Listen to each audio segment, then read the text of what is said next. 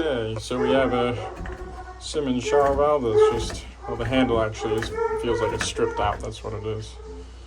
So, but we'll take it apart, probably replace that spindle, replace the handle, go from there.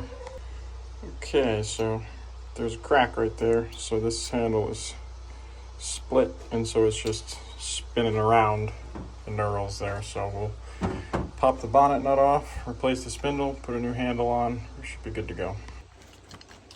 For all of you that like to know, here is the replacement handle part number, T31 tri-handle. It is just a tri-handle, so that's the one. Okay, turn it on.